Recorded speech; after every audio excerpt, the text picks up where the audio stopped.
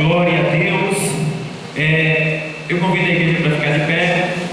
Quero agradecer a presença do presbítero,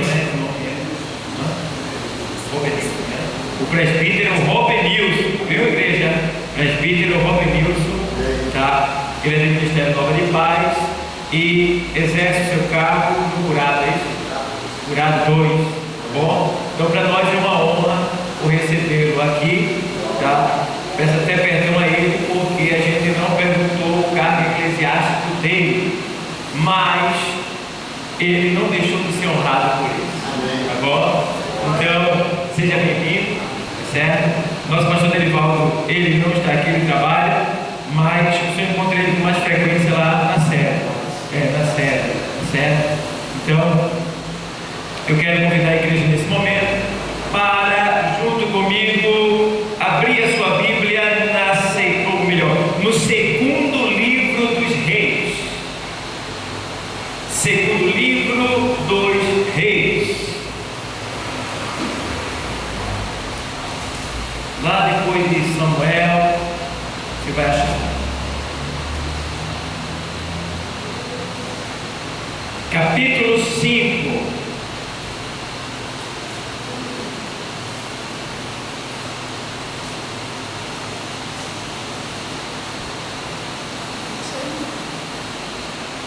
Todos acharam? Digam amém. Então, nós vamos ler.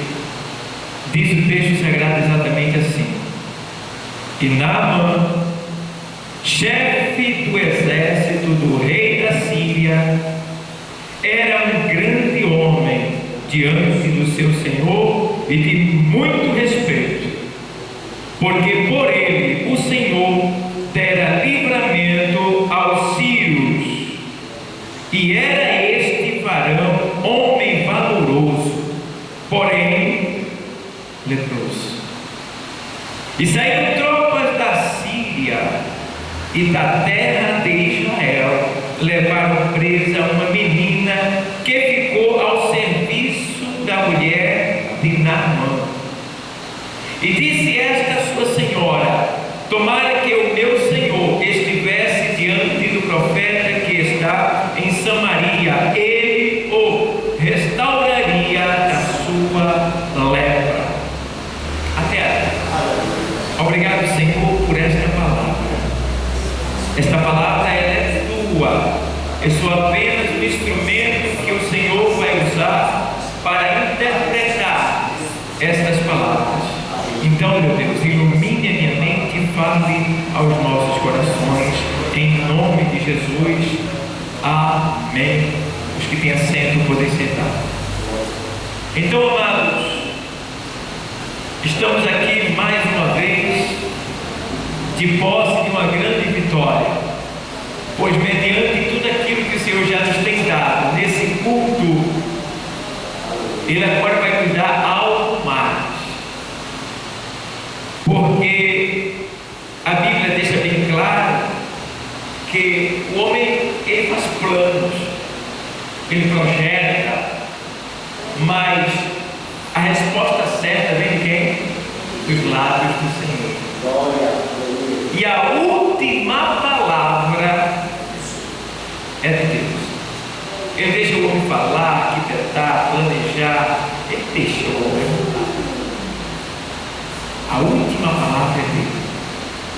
E eu gosto que a palavra confirma isso, porque ela diz: o melhor das coisas é o final, não é? Então, o final das coisas que é o melhor.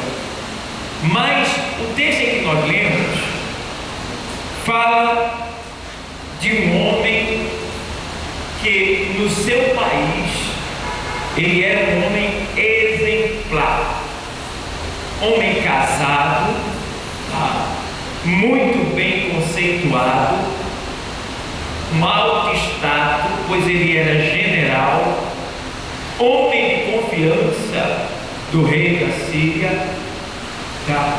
país este que ficava nas voltas dos arredores de Israel. E o texto deixa bem claro que esse homem era obediente ao seu Senhor, o rei da Síria. E ele diz também a palavra que este homem, Naamã, ele também era idólatra. Ele adorava Rimon, um deus sírio, junto com o seu rei. E Naamã, ele era um homem de muito status, muito rico, tinha uma belíssima casa, tinha sua esposa, era um homem que nunca perdia em batalha. E eu acho interessante que Naamã não conhecia o verdadeiro Deus, porque se ele conhecesse, ele não se curvava diante de Rimon. E Naamã, ele entrava na peleja e ele vencia a peleja. E eu acho interessante que, embora Naamã, sendo idólatra, não conhecendo o verdadeiro Deus, servindo a um rei idólatra, que também não conhecia, mesmo com toda essa intolerância, mesmo com toda essa ignorância acerca do verdadeiro Deus, eu fico olhando que a Bíblia diz que Deus era com Naamã. Pelo amor de Deus, Deus era com ele. Quando ele não conhecia Deus, quando ele não servia a Deus, não fazia a vontade de Deus e ainda se curvava diante de Deus estranho, Deus era com ele nas batalhas para lhe dar livramento. Pelo amor de Deus, porque por ele, o seu Senhor, o seu Rei, já havia tido muitas vitórias, diz o texto. E eu acho interessante, como é que Deus pode ajudar alguém que não lhe ama, que não lhe serve, que nem lhe conhece? E aí eu começo a observar o texto que a Bíblia diz que Deus, ele não vê como nós vemos, tá? Ele não olha, ele não vê a aparência, ele vê o que está no coração. E o que está no coração, nem mesmo a gente sabe o que é que está, porque a Bíblia diz que enganoso é o coração, mais do que todas as coisas, e perverso, quem o conhecerá? Jeremias 19:7. Aí no 10 ele diz: eu, o Senhor, conheço, eu sondo, eu esquadrinho os corações, e sondo as suas intenções, e aguardo os seus pensamentos, e fico só esperando para ver o que cada um vai fazer, para lhe dar segundo os frutos da sua obra, segundo as suas ações. Então Deus, ele conhece o íntimo do homem, coisa que nem o próprio homem conhece. Eu não me conheço, você também não se conhece. Aproveitando que tem hora que nós fazemos coisas que, meu Deus do céu, rapaz, eu acho que ali eu passei da conta. Você jamais imaginou fazer aquilo, premeditou aquilo, estrategou aquilo de maneira nenhuma, mas você fez. E depois você chega até a ficar com vergonha de você mesmo, dizendo: meu Deus, que situação. Por quê? Você, eu, nós não nos conhecemos. Mas eu glorifico porque Deus, ele nos conhece desde antes da fundação do mundo, desde o ventre da tua mãe. Quando ali tu estavas, ele já te conhece. Ele já leu tudo que está escrito no teu coração. Lá no Salmo 139, o salmista diz: olha, tu me conheces, tu me sondas, tu me rondas, olha, tu sabes de tudo da minha vida, e não tem como eu escapar de ti. E eu fico olhando o quê? Deus conhecia Naamã, estando lá do outro lado. E Deus agora estava olhando para onde? Para o fundo, ou melhor dizendo, para o íntimo do coração de Naamã.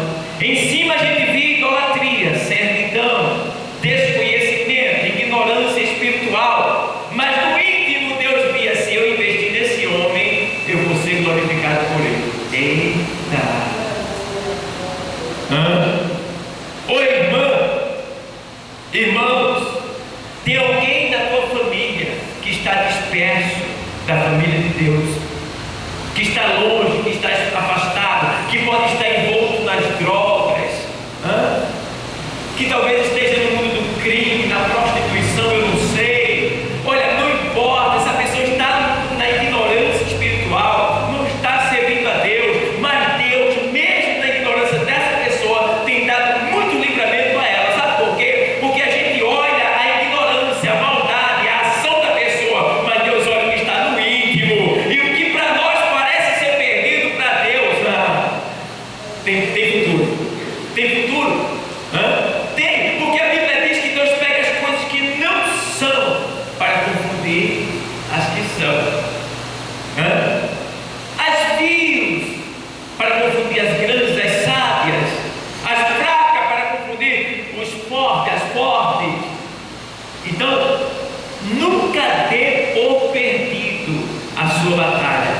Se alguém não veio ainda, ore, creia, porque o Deus de Israel, que buscou Naamã aqui agora, a gente vai mostrar, ele tem poder para buscar, seja quem for da tua família, e trazer para cá. Então, amados, Naamã está ali. Ele não entrou na batalha para não vencer, e ele não sabia que tinha alguém que ele não conhecia, que estava do lado dele, ajudando ele. Não pelos seus feitos, mas pelo que Deus já via no seu íntimo. E agora a gente vê que Naamã, diz o texto aqui, chefe do exército do rei da Síria, era um grande homem diante do seu Senhor, e de muito respeito, porque por ele o Senhor dera livramento aos sírios, e era este varão homem valoroso. Então a gente vê que Naamã, ele era um homem grande em termos de estado, de posição, de respeito. Não era o tipo da pessoa que ele estava do lado, ele estava em um determinado lugar e do lado dele tinha várias pessoas para lhe auxiliar, para fazer, pronto para fazer tudo aquilo que ele mandasse. Muitos servos, muitos criados a seu cuidado. E a Bíblia deixa bem claro nessa palavra que Naamã sorria em meio às pessoas, diante do rei, do seu senhor, se alegrava, tinha dinheiro, muito status, casa bonita, muita amizade. O homem tinha tudo que um ser humano deseja ter estando no mundo. Mas quando ele saía do meio daquela multidão que entrava no seu lar, vinha o que? A tristeza, a angústia, a aflição. Por quê? Por debaixo daquela roupa bonita que todos admiravam em meio à multidão, por debaixo daquele estado, daquela posição desejada por qualquer pessoa da sua nação, existia algo que incomodava ele. E que algo era esse? Uma lepra. Uma lepra. Uma lepra que lhe incomodava. Que embora ele tendo tudo, na verdade ele se sentia não tendo nada. Por quê? Aquela lepra lhe tirava paz. Embora que a lepra, ela não dói, mas ela chama atenção pelo seu mau cheiro, pelo incômodo que ela causa. Porque tem a lepra seca, a lepra molhada, causa mau cheiro, odor terrível. E aquele homem, mesmo com toda a roupa bonita e seus perfumes caros, não era suficiente para esconder a sua tristeza, o seu flagelo íntimo de ter aquela lepra. E não é diferente do dia de hoje. Hoje existem pessoas que estão assim também como Naamã, que tem roupa muito bonita, tem status, posição, conhecimento, tem finanças, empregado, mas que são tristes. Por causa do quê? Por causa de uma lepra que está por debaixo da sua roupa, por debaixo da sua posição, do seu status, por debaixo de tudo aquilo que ele tem, está lá algo que lhe incomoda. E que algo é esse? O pecado. Porque na Bíblia a lepra simboliza pecado. Na Síria a lepra só afastava o homem das batalhas, mas ele ainda conseguia administrar. Em Israel a pessoa era totalmente isolada, desprezado, e não teria mais acesso a ninguém, com risco de morte. Então, amados, a gente vê que o Senhor, Ele é tão misericordioso, que naquela batalha que Naamã entra em Israel, e pela razão do povo de Israel estar em pecado, Deus entregou o seu povo à Síria. Veja bem, Deus deu vitória a Naamã, um exército inimigo, contra o seu próprio povo. Por que Deus permitiu isso? Porque o povo de Deus, em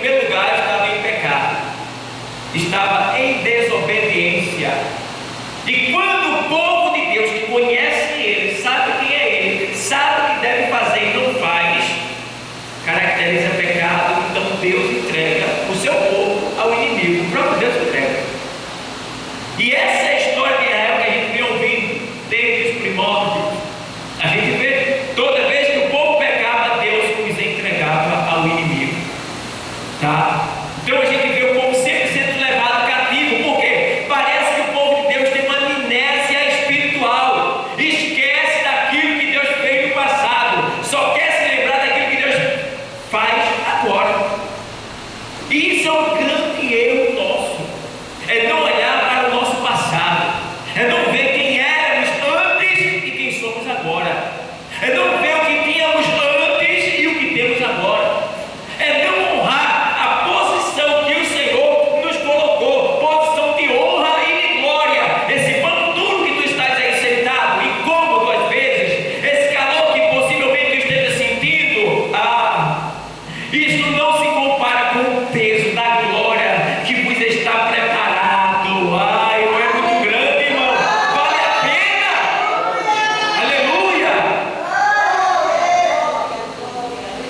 E aí a gente às vezes esquece, e por se esquecer, termina deixando de fazer aquilo que Deus quer que a gente faça, que é o quê? Buscá-lo com intensidade, amar, se dedicar a Ele, buscar a sua face na sua palavra aqui, fazer o seu querer, fazer aquilo que alegra a Deus. Olha, irmão, é tão bom fazer aquilo que alegra a Deus. É tão bom. Quando teu filho desobedece, tu fica feliz, né? Não, fica furioso, né? Mas quando ele te faz algo agradável, é tão bom, né? E você fica orgulhoso, e você investe nele. Deus, Ele é mais do que isso. Mas quando nós o servimos com amor, com dedicação, Ele se orgulha de nós, dá testemunho de nós e nos exalta por onde a gente passa. E Naamã entra em Israel e vence a batalha. Deus os entregou, leva esse povo para o castigo. Irmãos, vigiem, porque ai daquele que conhecendo o Senhor se afasta dele, volta para o terreno do inimigo, e estando no terreno do inimigo, o inimigo fala o que ele quer, porque estava na presença do Senhor, sob os cuidados dele, e preferiu vir para o pecado. Então, o que é que Deus pode fazer?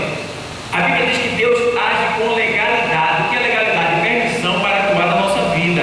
Se a gente tira a autorização que a gente deu para Ele atuar na nossa vida, desobedecendo a Ele, quem tem liberdade de atuar na nossa vida é quem? O diabo. Porque está escrito na primeira carta do apóstolo Pedro, capítulo 5, versículo 8, lá seguindo-se a leitura, diz que seres sóbrios, vigiai.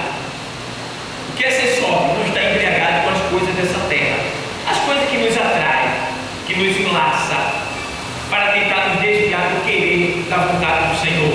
Ser sóbrio, não se embriaga com essas coisas, não. Quem embriagado, sabe como é? É aquele que você sabe, quando a pessoa está embriagada, ela se firma, não é isso? Ela fica. Então, o crente embriagado, ele não se firma no caminho da presença do Senhor, ele se desvia do caminho que ele tem que trilhar. Então ele diz: sede sóbrio. Crente embriagado, ele só está preocupado com a hora extra que tem lá no trabalho. Ainda que ele chegue aqui de 8 horas e nem venha para a igreja, mas o importante é a hora extra de lá. Crente embriagado é aquele que não está olhando para as suas vestes, não se importa com decência, ele não está pensando, meditando naquilo que vai falar, ele fala o pé na cabeça. Crente embriagado é aquele, irmão, que não tem temor de Deus, respeito, que não tem zelo por aquilo que Deus colocou na mão dele, que não evangeliza, que não tem amor pelo seu próximo, que não perdoa, que não ama de certa forma. Esse aí está embriagado, por quê? Ele está fora do caminho. Mas nessa tarde o Senhor te trouxe aqui para mostrar para você e dizer para você que você tem que ser sóbrio. Seja sóbrio. E além de sóbrio, ele diz: vigiai. O que é vigiar? Está atento. Está atento. Aí, mas por quê? Está lá no texto. Porque o diabo, vosso adversário, olha aí, você tem um adversário, nós temos um adversário. E ele trabalha dia e noite contra você. Você trabalhando para Deus e ele trabalhando contra você. E às vezes eu fico olhando a inocência de alguns cristãos e a falta de conhecimento que diz: mas irmão, eu estava fazendo isso para Jesus, e rapaz, fulano de tal se levantou contra mim. Mas isso aí é notório.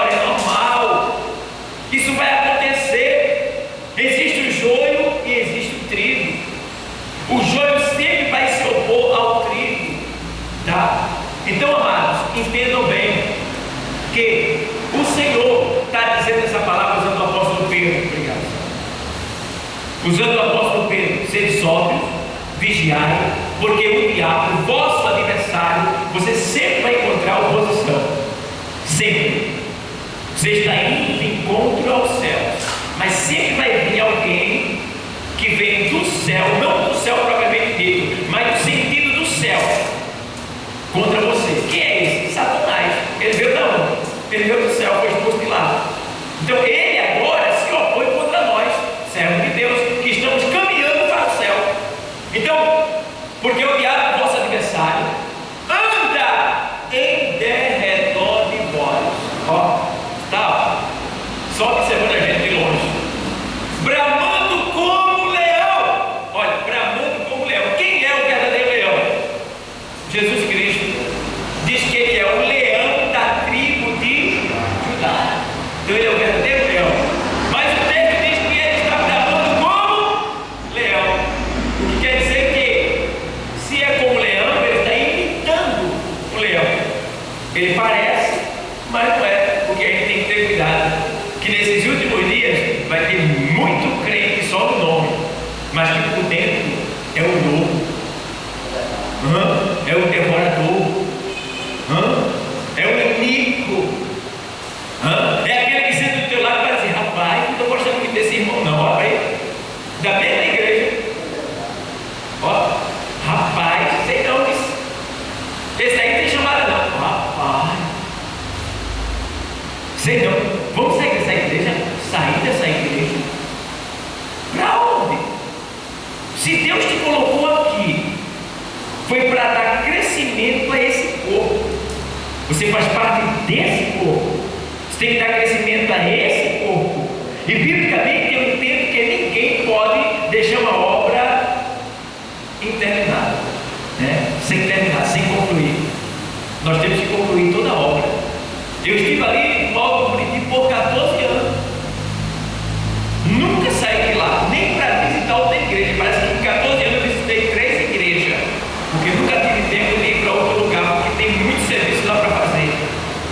Mas só saí de lá no tempo que Deus quis. Agora Ele tirou eu de lá e colocou eu aqui, porque a minha obra lá tinha terminado, certo? Em relação àquilo que eu fazia, eu concluí a minha parte. Aí eu disse: agora eu vou te levar para outra dimensão, para outra área. Aí eu trouxe para cá. Então, você pode até sair da sua igreja, mas não quando você quiser, só quando Deus quiser, e é Ele que vai tirar, é Ele que vai fazer a mudança. E não é a mudança para outra placa denominacional, mas sim para a tua própria igreja, que vai crescer. É uma extensão, é uma expansão do reino de Deus na terra.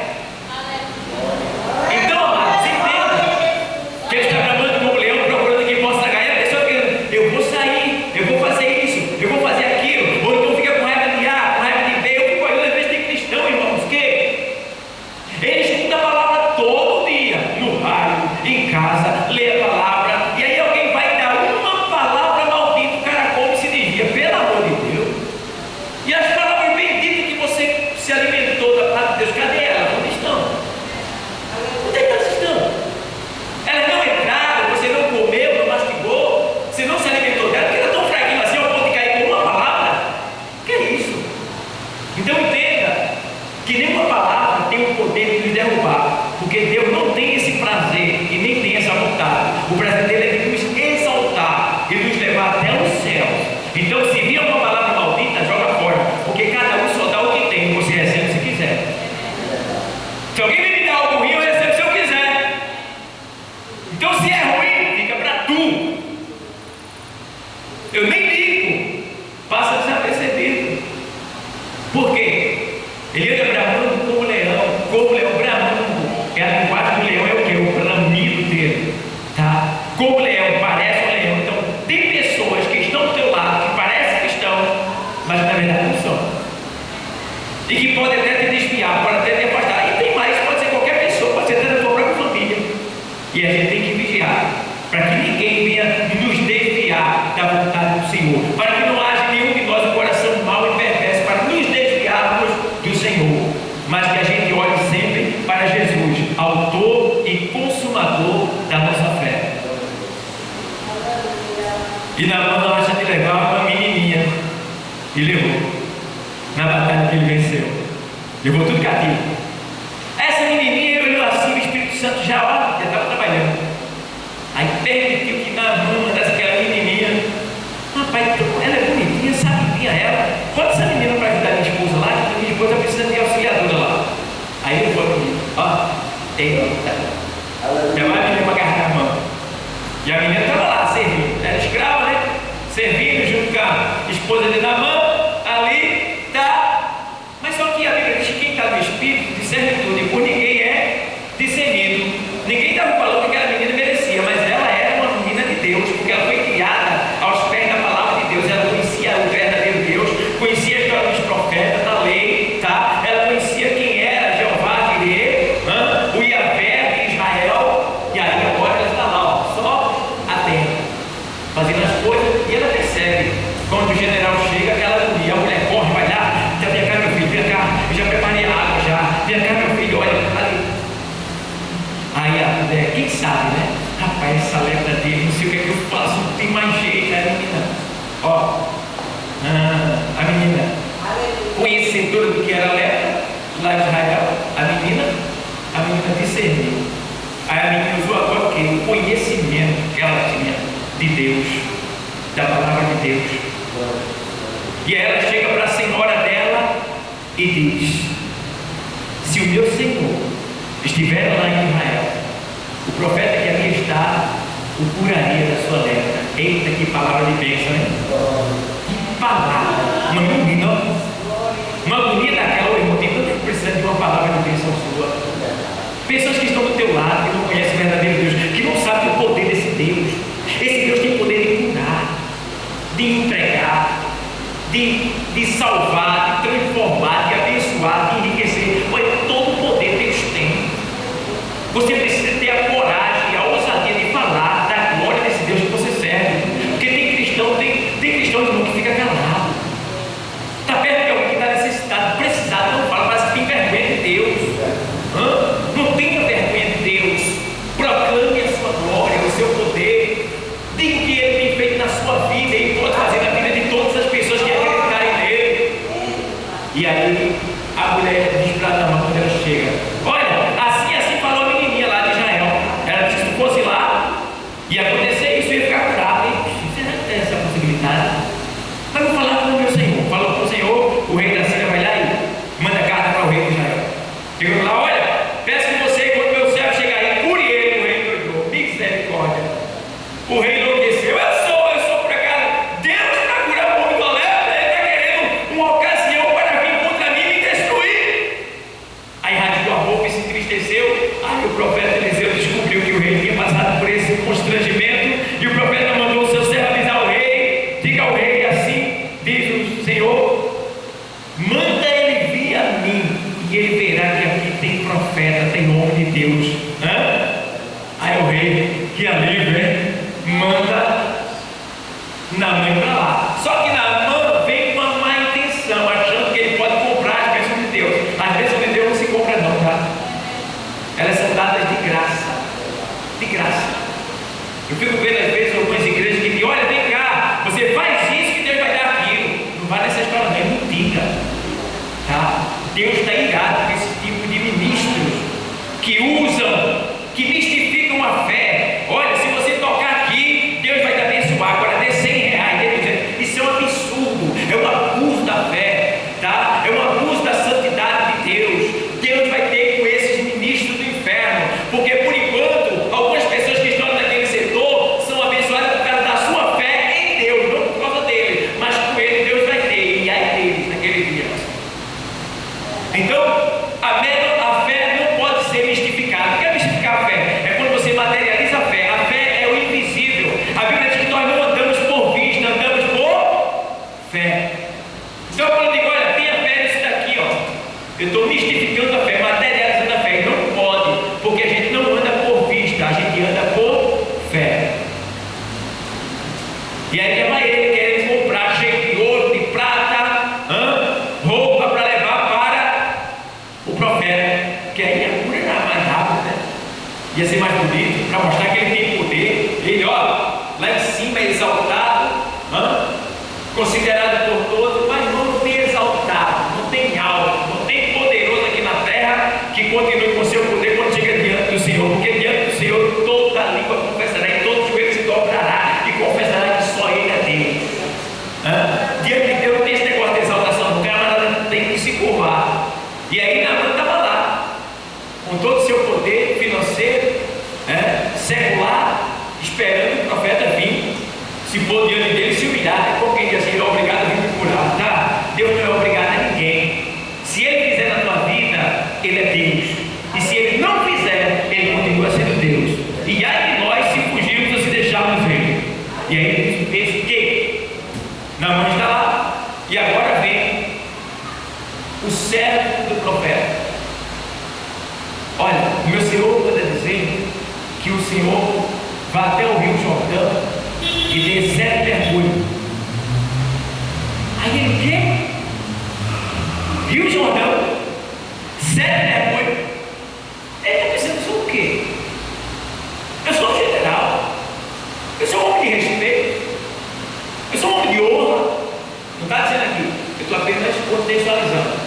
Porque pela exaltação dele, pelo poder e pela a intenção que ele veio, ele achou que ia ter todos diante dele ali para curar ele, assim. Aí ele lá ficou, acredito que furioso.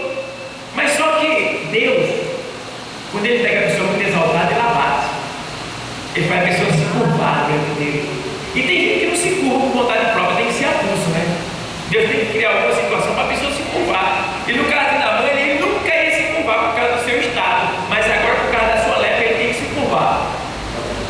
Por causa do seu pecado, ele tem que se curvar diante do Senhor. E agora vai para o Rio Jordão, inverno, descendo tudo que não presta naquele rio, porque você sabe que no inverno desce tudo que não presta no rio.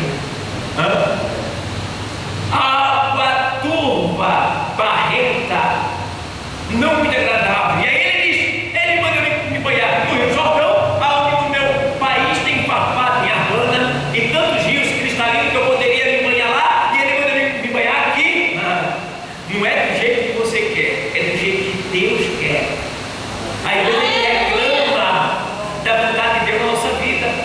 A igreja reclama daquilo que Deus mandou a gente fazer, mas não devemos reclamar, devemos obedecer, porque se Ele é o nosso Senhor, quem somos nós para questionar alguma coisa? E aí diz o texto que ele está ali, mas ele estava tão perturbado, tão angustiado, ficou tão assim, de certa forma irado, que foi necessário chegar para o seu servo e dizer, meu Senhor, se o profeta tivesse mandado fazer outra coisa, o Senhor não faria? Já que ele mandou fazer isso, faça, dê 7 mergulhos, vai lá. E o Rio Jordão, a palavra Jordão em hebraico quer dizer aquele que desce. Olha a explicação. O Rio Jordão quer dizer aquele que desce. Então, meu irmão, para chegar na presença de Deus, não é de cavalo, nem com estado, nem com posição e nem com dinheiro. Tem que descer para poder aparecer para a glória de Deus.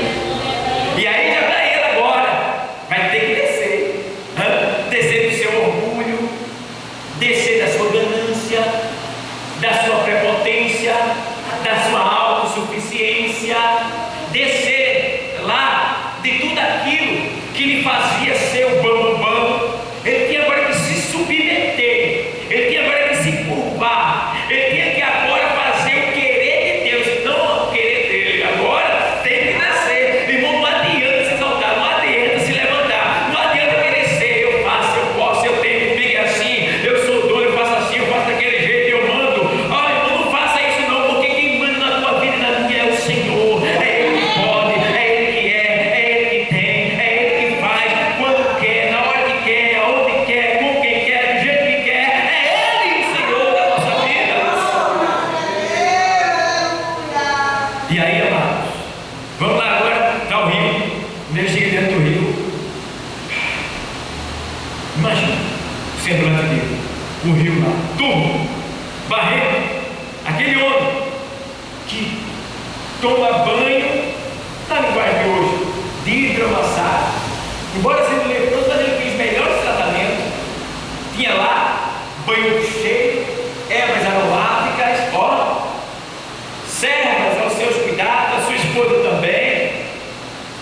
E ali, tudo, se fosse no tempo de hoje, uma banheira de hidromassagem com as melhores cosméticos para a sua pele, para o seu corpo ficar cheiroso.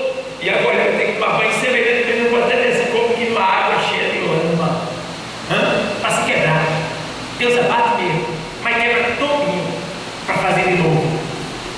Se tem alguém na tua família ou diante de você que está endurecido, exaltado, querendo ser, querendo fazer, vai orando, vai falando com Deus, porque Deus quebra, Deus faz curvar, Deus faz a mudança, porque Ele tem poder para fazer. Deus sabe o que fazer, irmão. Deus sabe onde tocar, Deus sabe, a gente sabe não, mas Deus sabe, e Deus vai dar. Enquanto você está aqui adorando, servindo, orando, buscando a Ele, Ele está lá, porque Ele é Deus de perto, mas é também Deus de longe. É só servir com amor, é só confiar que Ele está aqui, é só se rasgar, ou seja, rasgar o teu coração diante dEle e acreditar que Ele pode fazer, e Ele vai fazer, porque Ele é Deus. Ele honra aqueles que Ele busca. Ele diz lá em Jeremias 29:13, Ele diz: olha, buscar-me-eis e me achareis, quando me buscarem de todo o vosso coração.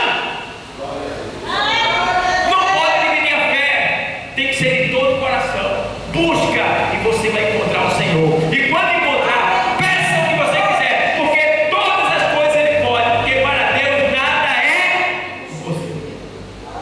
Não há impossível para Deus, Ele pode tudo. E agora Ele vai descer. Vamos mergulhar agora. E mergulha. Primeiro mergulho, meu Deus do céu, que agonia. Segundo mergulho, vai lá. Eita, Deus sabe como Ele deu. Ele deu 4, deu 5, deu 6. No 7, quando Ele dá o mergulho, que Ele sobe, a sua pele torna-se como de uma criança. Eita, o homem ficou muito feliz. Agora tem alegria. Eu sei, irmão, às vezes Deus nos manda fazer algo que aparentemente é incômodo, que aparentemente vai nos fazer chorar, que talvez a gente nem queira fazer, mas se fizermos nós vamos ganhar, porque aquilo vai ser bom para nós, tá? E aí, e serve todo mundo, tanto no norte da igreja como as pessoas lá no mundo, como foi com Naamã. E aí diz o texto que ele agora volta para a casa do profeta, reconhece que o profeta é um servo de Deus, que Deus de Israel é Senhor, Ele é Deus sobre toda a terra. E agora ele vai até o profeta e agradece ao profeta, e o profeta não quis nada das suas riquezas, dinheiro, não quis nada. Pode levar tudo, não se deve cobrar para fazer uma oração, não se deve cobrar para visitar alguém, não se deve cobrar para fazer a obra do Senhor. Tudo que nós temos foi nos dado de graça, e de graça nós temos que dar, entendeu? Então, se alguém precisa de você, vai, não cobra nada não, investe no reino, leva ao Senhor o poder que está em ti, e Deus vai te recompensar grandemente. E agora o profeta diz: quero nada, vai de paz. E agora ele reconhece. Como é bom, né, irmão? A gente mostrar a glória de Deus e ser honesto, porque a Bíblia diz que os enganadores vão de mal a pior, enganando e sendo enganado. Meu Deus do céu. E aí o texto diz que ele disse: profeta, já que você não quer aceitar nada meu, eu reconheço que o seu Senhor é Deus, que não existe Deus mais poderoso do que Ele, tá? E eu te peço uma coisa, que você me conceda 2 juntas de burra-mula de barro daqui, da tua terra, para eu levar, cheio de terra. Para quê? Porque lá na minha terra eu vou estar distante daqui, mas todo dia quando eu me acordar, eu vou me curvar e colocar a cara nessa terra e reconhecer que o Deus de Israel é Deus. Ó, Deus quebrou tanto ele que ele fez de tal maneira que ele: não, agora eu quero terra. Foi na água, né? Na água toda, agora eu quero terra para meter a cara dentro e dizer que Deus é Deus com a cara no pó, na terra. E o profeta leva. E ali aquele homem foi embora. Eu acho interessante que em meio à conversa que ele teve com o profeta, ele disse assim: profeta, Diz para o teu Deus que me perdoe quando eu entrar agora na casa de Rimon, junto com o meu Senhor, e diante dele eu me curvar, porque Naamã, ele entrava no templo de Rimon com o seu rei, e o seu rei se apoiava em Naamã, e Naamã tinha que se curvar com o rei, mas só que Naamã estava dizendo: olha, mesmo eu estando lá, eu não vou estar adorando Rimon, eu estou lá, mas meu coração está aqui, no Deus de Israel. Está entendendo, irmão? Olha, irmão, só Deus transforma, só Deus muda, só Deus exalta, só Deus quebra de verdade. Irmão, ai daquele que foi repreendido lá em Provérbios 29, diz: olha, o homem, quando muitas vezes repreendido, endurece a cerviz, será quebrantado de repente, sem que haja cura. Deus está falando, está falando, está falando. Não quer ouvir, não? Vai quebrar. E tem mais, vai quebrar de um jeito que não torna mais. Daquele jeito, não. Lá em Provérbios 15, 10, o texto diz: olha, correção moléstia há para o que deixa ferida, este morrerá. Se desviar, vai vir correção moléstia e a pessoa vai morrer. Então, é melhor não se desviar, porque não é Deus que tem prazer em colocar a enfermidade, é o diabo, o nosso adversário, que eu já falei, que está bramando como leão, andando de redor de vós, procurando quem possa o quê? Tragar, quem possa. Ele só pode tocar em mim e você se Deus permitir, porque a Bíblia diz: quem é de Deus, o maligno não lhe toca. Então, amados, Deus é aqui nessa tarde, e Ele te fortaleceu com essa palavra que deixa bem claro que aquele homem da tua vida lá, que está perturbando a tua vida, exaltado, achando que pode, Deus vai quebrar, Deus vai transformar, Deus vai fazer um milagre acontecer, seja ele homem, seja ela mulher, não importa, qualquer pessoa que se levantar contra você, você é a menina de Deus. Você é a menininha de Deus, que tem a palavra dentro de você, e que quando você fala, o que você fala acontece. Então profetize, ore, se submeta à vontade do Senhor, o busque, o adore, o exalte, e Deus vai fazer o milagre acontecer na tua vida. Amém? Glória a Deus, que Deus continue abençoando a todos. Eu convido a igreja para ficar de pé e a gente agradecer a Deus pela sua palavra. Vamos agora orar pela nossa dirigente Clotilde, pois ela está enferma ainda, né? Está se recuperando. Vamos orar para que Deus venha lhe restaurar o mais rápido possível, para que ela esteja aqui com a gente, dirigindo essa tarefa que Deus lhe entregou em suas mãos. Tá? Vamos procurar servir mais, ser melhor, dar mais de nós, tá? Vigiar, porque a hora está chegando, irmão. Daqui a pouco a gente está subindo. Daqui a pouco ele vem nos buscar, vai ser uma grande surpresa. E eu estava dizendo: meu Deus, quantos crentes vão ficar? Porque crente hoje é status, né? Eu vou ser evangélico, que é bonito, é fino, é elegante ser evangélico, mas homem de Deus, mulher de Deus, tem pouquíssimos os que sofrem pela obra de Deus, pela vontade de Deus. Está escrito na palavra, o próprio Senhor diz que nem todo que me diz Senhor entrará o quê? Senhor, Senhor, entrará no reino. Aí ele diz que ele vai entrar, mas só aquele que o quê? Faz a vontade do seu Pai que está no céu. Aleluia. Então, meu irmão, arrebatamento é para quem trabalha na obra. Arrebatamento é para quem faz a obra, para quem sofre pela causa de Cristo. Crente vai ficar para ter um monte, ó. E eu quero estar trabalhando para quando ele voltar e me levar até em flagrante e me levar para a glória. Vamos orar? Eu vou pedir para o presbítero ele orar, apresentar a dirigente Clotilde desse ciclo de oração, que está enferma ainda, e a igreja agradecendo o trabalho, e eu ministro a bênção apostólica. Glória a Deus. Maravilhoso e eterno Pai que se encontra no céu presente aqui. Deus amado, quero eu, Pai Santo, agradecendo a Deus por tudo que foi realizado nessa tarde, Senhor, pela palavra pregada através do teu ungido, Deus.